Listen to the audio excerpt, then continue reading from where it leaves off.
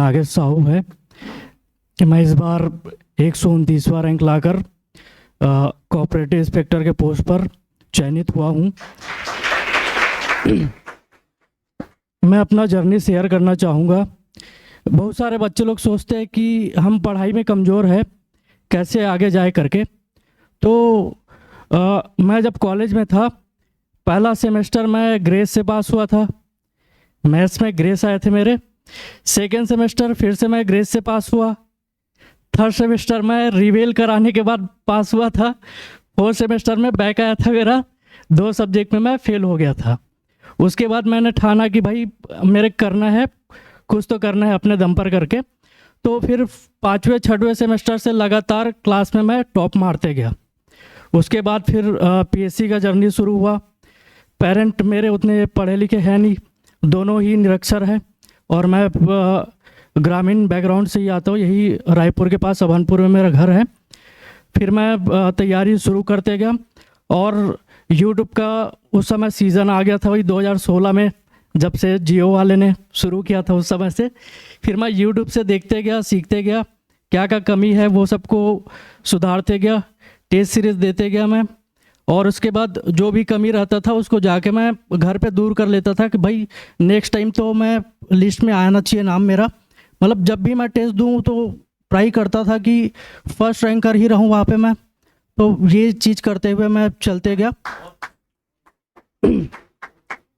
और उसके बाद मैं बहुत सारे एग्ज़ाम दिए। चूँकि फैमिली बैकग्राउंड उतना अच्छा नहीं था, इस कारण से मैं एग्ज़ाम देते गया।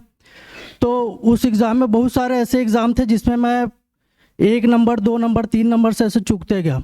जैसे मैं फॉरेस्ट फील्ड मैन का एक पेपर हुआ था, उसमें मैं 3रा रैंकर था छत्तीसगढ़ में।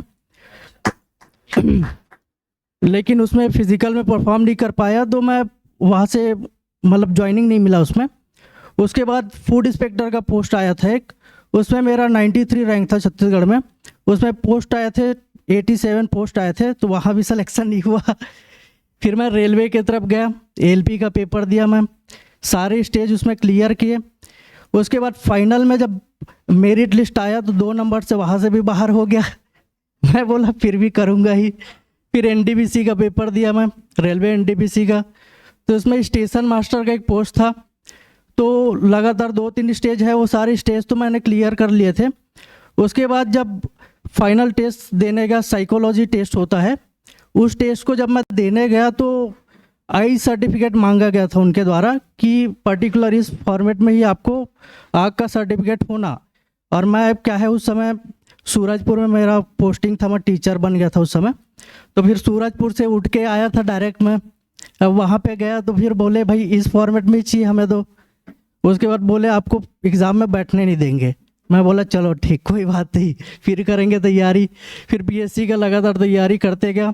4 बार मेंस लिखे मैंने और उसमें 2 से 3 बार इंटरव्यू के करीब से रहा हूँ। एक बार 7 नंबर कम पड़ गए थे, उसके बाद दूसरी बार दिया तो 19 नंबर कम पड़ गए थे।